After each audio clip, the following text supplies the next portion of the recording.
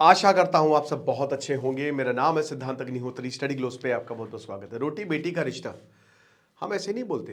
नेपाल जो है ना, भारत में गोरखा रेजिमेंट है।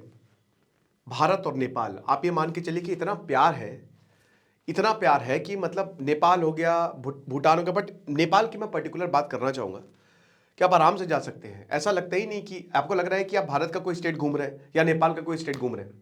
ठीक है, ऐसा लगता है क्योंकि दोस्तों कुछ है ही नहीं। लोग यहां पे आते हैं, लोग वहां पे जाते हैं। 67% की इकोनॉमी भारत पर निर्भर है।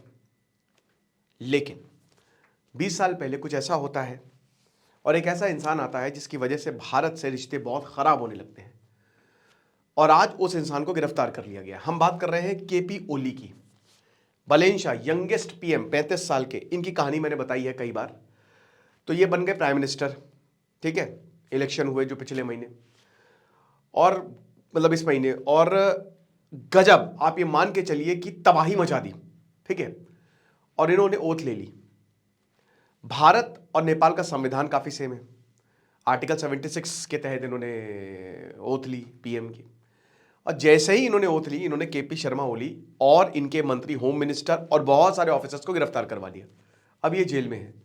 अब कितने समय तक जेल में रहेंगे पता नहीं, क्योंकि इनके ऊपर आरोप है सितंबर में जो जेन जी रेवोल्यूशन हुआ, 77 से ज्यादा लोग मरे थे उसमें, 2000 से ज्यादा घायल थे। तो कल्पेबल जेनोसाइड का इनके ऊपर, और जो रिपोर्ट आई है उसमें साफ साफ, भाई जाहिर सी बात है, ये प्रधानमंत्री थे तो इन्हीं के ऊपर सारी बात आएगी, इन्हें नहीं ऑर्डर दिए होंगे। जेनजी प्रोटेस्ट जो हुए नेपाल में, ऐसा तो देखा ही नहीं गया ना।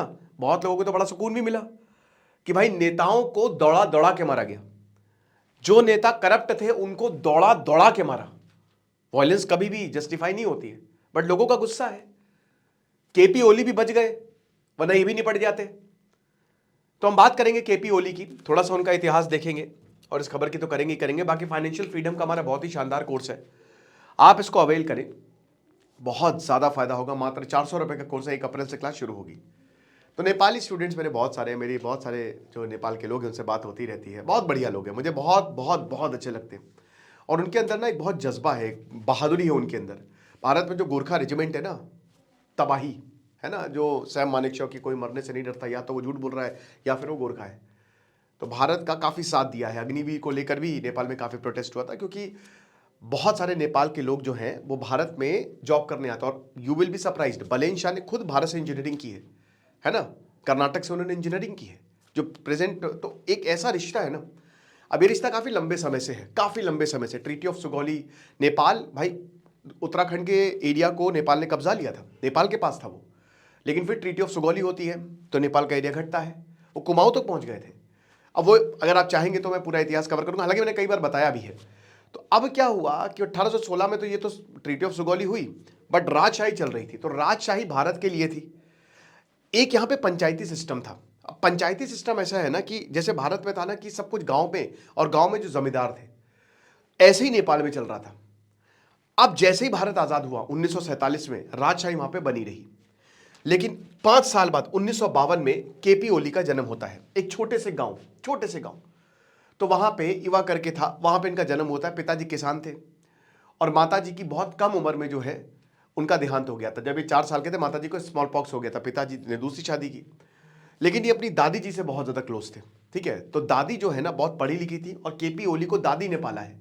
ठीक है, तो बहुत ज़्यादा प्यार करते थे। उसके बाद हालात बहुत ज़्यादा खराब हो गए, तो ये झापा आ गए, फ्लड आ गया इनके गांव में। और उसके बाद वहां पे ना पहाड़ पे इनका घर था, तो पहाड़ों की जो खेती बाड़ी थी वो सब एक तरीके से सरकारी ज़मीनें होने लगी धीमे धीमे। तो हालात इतने खराब हो गए कि पैसा ऐसा था नहीं, तो सारी ज़मीन बेच के ये आ गए झापा, वहां पे रहने लगे। वहां पे भी हालात बहुत अच्छे नहीं थे, बट झापा में इन्होंने स्कूल में पढ़ाई की, बट धीमे धीमे पॉलिटिक्स की तरफ चलते जा रहे थे। ये कॉलेज में आया, और उसी दौरान भारत में नक्सलबारी मूवमेंट शुरू हुआ। और आपको पता है कि बंगाल से शुरू हुआ। अब ये जो नेपाल है ना, यहाँ जो पूरा ट्रेड है वो बंगाल से ही होता है। ठीक है, बॉर्डर शेयर करता है, बहुत इंपॉर्टेंट है। अब क्या हुआ कि भाई यहां से ये वाला जो मूवमेंट 1967 में जो भारत से शुरू हुआ, वो नेपाल भी गया। तो नक्सलबारी मूवमेंट, क्योंकि भारत में जितने भी जमींदार हैं उनके खिलाफ, यहाँ पे कानू सानियाल हो गए, चारू मजुमदार थे, तो वहां पे केपी ओली थे, और भी बहुत सारे नेता थे।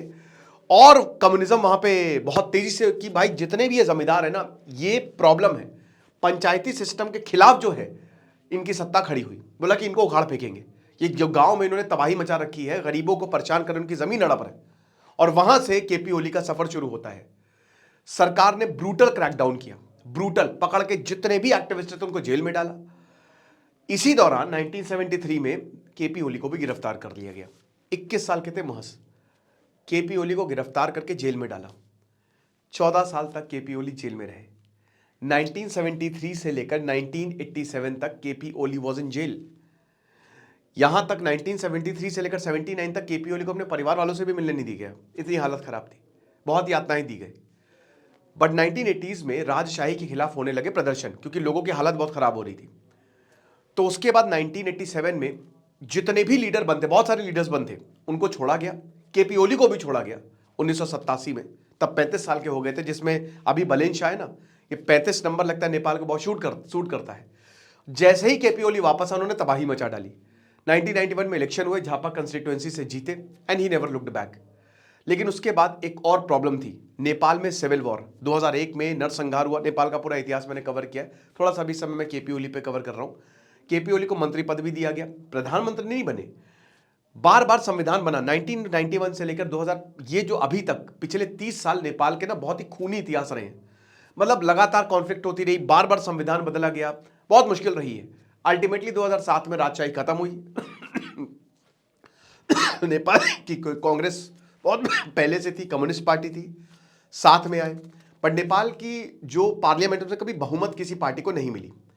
तो केपी ओली प्रधानमंत्री बने, 3 बार प्रधानमंत्री बने, 2014 में बने, 2018 में बने। प्रचंड के साथ, जो उनके प्रतिद्वंदी थे उनके साथ इन्होंने जो है वो गठबंधन किया। बट केपी ओली जो आदमी है वो एंटी इंडिया रहे हैं, वो चाइना की तरफ बहुत टिल्टेड रहे। एक तो कम्युनिस्ट, दूसरी चीज आई एम सॉरी, दूसरी चीज कि इनकी पॉलिटिकल सर्वाइवल, इनकी पॉलिटिकल एजेंडा को वो सूट करता है।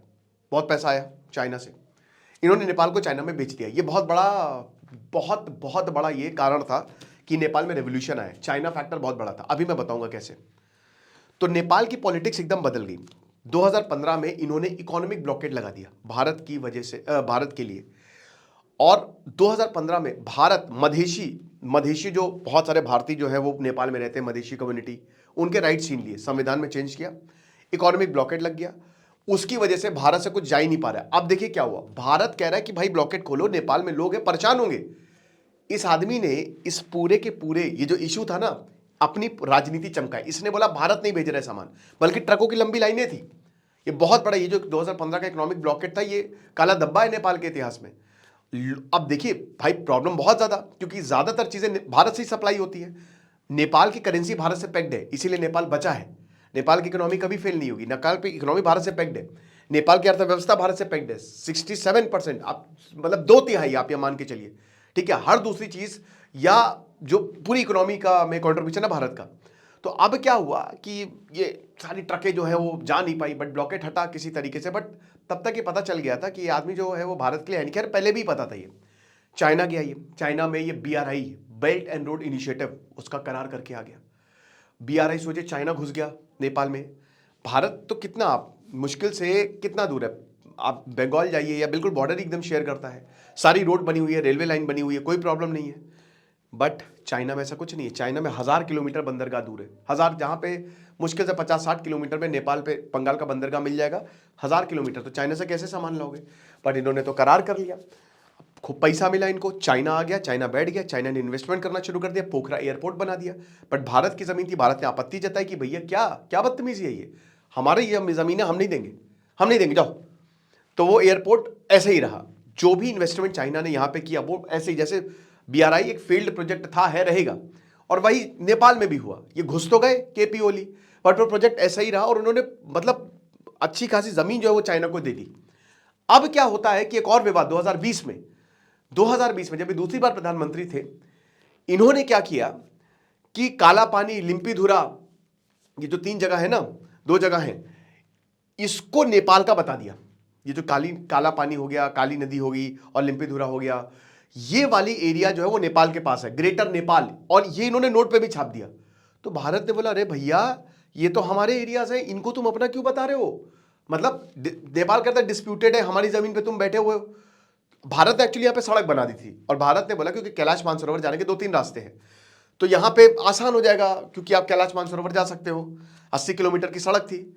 तो नेपाल ने बोला कि नहीं, वो तो हमारी जमीन पर अतिक्रमण करके बैठा है। अब वही बता रहे ना कि अपनी राजनीति चमकाता था। ये नेशनलिस्ट पॉलिसी कि पूरे नेपाल की जनता को बताओ कि देखो हम कितने नेशनलिस्ट हैं और इंडिया तुम्हारी जमीन पर कब्जा कर रहा है। तो उसमें बहुत विवाद हुआ, बहुत ज्यादा विवाद हुआ। भारत ने कड़ी आपत्ति जताई 2020 में। उसके बाद अब देखिए क्या होता है कि फिर से ये 2024 में प्रधानमंत्री बना, चाइना गया। ये भारत ने न्योता नहीं दिया। भारत समझ गया कि आदमी सही नहीं है। भारत ने न्योता, कभी भी नेपाल का पीएम होता है ना तो पहले भारत आता है। भारत ने बोला नहीं बोलेंगे। अब इसने पता क्या किया, ये चाइना गया। अब सुनिए क्या हुआ। चाइना ने, इसने, क्योंकि अब प्रॉब्लम होने लगी थी, इसने अच्छा खासा पैसा ब्याज पे ले रखा था चाइना से, बहुत पैसा ले रखा था, मिलियंस ऑफ डॉलर्स उठा रखे थे। नेपाल की इकोनॉमी भारत से पैक्ड है, चाइना के पास घुस गया ये। अब इसने बोला, अब लोगों का मूड खराब कि हमारा पैसा हमको कुछ मिल नहीं रहा है, इकोनॉमी आगे बढ़ नहीं रही है, बेरोजगारी चरम पे है, भारत से तुमने इतने खराब रिश्ते कर लिए हैं, साथ ही साथ तुम्हारा जो चाइना के साथ संबंध है वो हमको साफ दिख रहा है, भयंकर करप्ट आदमी हो तुम। उसके बाद जो चाइना का इतना सारा पैसा लिया, ये वापस करना है नेपाल को, ये वापस करना है नेपाल को, क्योंकि चाइना ने जो इन्वेस्टमेंट किया, कोई रोड नहीं बनी, कोई जो एयरपोर्ट, पोखरा एयरपोर्ट इन्होंने बना वो खाली है, वहां पे कोई एयरलाइन नहीं आई, पूरा पैसा वेस्ट हुआ, इससे कोई रिटर्न तो आया नहीं, ऊपर से इतना सारा चाइना, तो पैसा तुमको चाइना को देना है। ये गए नेपाल, बोले कि भैया पैसा माफ कर दो। चाइना ने बोला भाड़ में जाओ। चाइना ने बोला जो हमने तुमको पैसे दिए सूद समेत वापस दो, हम एक पैसा माफ नहीं करेंगे। अब लग गई इनकी, क्योंकि हम्बन तोता वाला हिसाब किताब हो गया था। जैसे श्रीलंका में हम्बन तोता वाला था ना कि पूरा पोर्ट आपको चाइना को देना पड़ा था। कहीं ऐसा ना हो कि पोखरा, सोचिए हाट में आता है पोखरा, आप घूमने जाते होंगे, बहुत खूबसूरत है। भारत में पोखरा मोमोज मिलते हैं, बहुत ही सुंदर है नेपाल। सुंदरता से याद आया, बहुत जल्द मैं नेपाल जाऊंगा, अब उसका व्लॉग भी मैं डालूंगा अपने सुकून ट्रैवलिंग चैनल पर, आप जाइएगा देखिएगा। तो वहां पे प्रॉब्लम शुरू हो गई। अब वहां लोग भड़क गए कि यार ये तो बहुत बड़ी दिक्कत हो जाएगी, हमारी जमीन सीधा चाइना ले जाएगा उठा के। अब चाइना का ही कहना था कि अगर हम सबके लोन ऐसे माफ करते रहे तो हर देश आके हर कोई मुंह उठा के चलाएगा कि लोन माफ कर दो, प्रॉब्लम हो जाएगी, तो हम नहीं माफ करेंगे। तो चाइना ने मना कर दिया। चाइना ने जो मदद दी, अब इनकी बैंड बजनी शुरू हो गई। और उसके बाद लोगों भी परेशान हो गए कि एक तो हमारे जमीन पे आके चाइना बैठ गया है, तुमने चाइना से इतनी संधियां कर ली हैं, ऊपर से हमारे पास रोजगार है नहीं, बहुत भयानक इकोनॉमी इतनी खराब है, भारत से तुमने रिश्ते इतने खराब कर लिए हैं। भारत ने थोड़ा सा सबक सीखा है, भारत का स्टैंड थोड़ा स्ट्रॉन्ग स्टैंड था। फिर क्या हुआ, फिर सितंबर में जेन ज़ी रेवोल्यूशन हो गया, लोगों का बांध फट गया और केपी ओली ने बोला मार दो सबको। लोग और भड़क गए, तो लोगों ने मंत्रियों को दौड़ा दौड़ा के मारा। ये भी बच गए, वरना ये भी मारे जाते दौड़ा दौड़ा के ना, मतलब कपड़े फाड़ के मारा है जो यहाँ पे बहुत दौड़ाया है।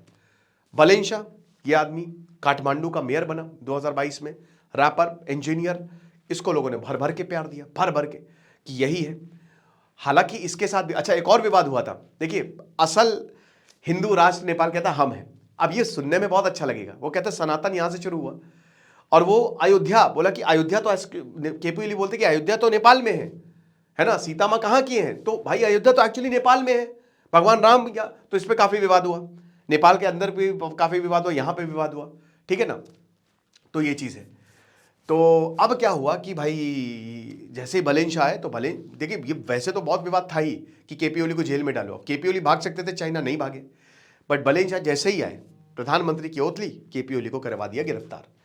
अब ये लंबे समय के अंदर गए हैं। अब भारत के लिए अच्छी बात है, केपी हो सकता है कि, क्योंकि देखिए बलेन शाह इंडिया के साथ है ऐसा हम कह नहीं सकते, क्योंकि इनका भी स्टैंड एंटी इंडिया रहा। इन्होंने ग्रेटर नेपाल का मैप टांग दिया था, लेकिन इन्होंने चाइना, जो तारिक रहमान कह रहे कि चाइना भी नहीं चाहिए और हमको इंडिया भी नहीं चाहिए, बट आपको इंडिया चाहिए क्योंकि आपके कल्चरल, डीपली कल्चरल, मतलब ऐसे वैसे नहीं, गहरे रिलेशंस हैं, ठीक है ना। गहरा हुआ वही हिसाब किताब है, बहुत गहरे पैठ है भाई। भारत 2000 साल, 2500 साल के रिलेशंस है, तो आप भारत से दूर रह ही नहीं सकते, ये सबको पता है। हर एक चीज नेपाल में भारत की जाती है, यहां तक बॉलीवुड सॉन्ग से लेकर सब कुछ, एवरीवन। भाई हिंदी भाषा वहां पे बहुत बोली जाती है, तो भाई वहां पे सोचे गोरखा रेजिमेंट, वहां के लोग यहाँ पे आके काम करते हैं, उस लेवल का एंगेजमेंट है। तो इसीलिए जो है बलेन शाह अभी कुछ भी बोल रहा है, बट भारत के साथ, बट ये रिस्क भी हो सकता है ना, क्योंकि कुछ ये भी बोल रहा है कि बलेन शाह जो है अमेरिका के प्रोडक्ट है, वो देखना पड़ेगा आगे जाके कि रिश्ते कैसे होते हैं। बट देखिए केपी ओली से बेटर तो कोई भी है, और जिस तरीके के बलेन शाह है, विजनरी लीडर है, बढ़िया लीडर है, यंग लीडर है, डायनेमिक लीडर है, और इनके पीछे पब्लिक सपोर्ट है ना। तो आई होप कि भारत से रिश्ते अच्छे होंगे। बाकी जितने भी हमारे नेपाल भाई बहन हैं, जरूर कमेंट बॉक्स में कमेंट करें और बताइए आपको कैसा लग रहा है, केपी ओली कैसे थे। मैंने तो अपने हिसाब से बताया है। फाइनेंशियल फ्रीडम का कोर्स है, कवर करिए, मजा आ जाएगी। Thank you so much.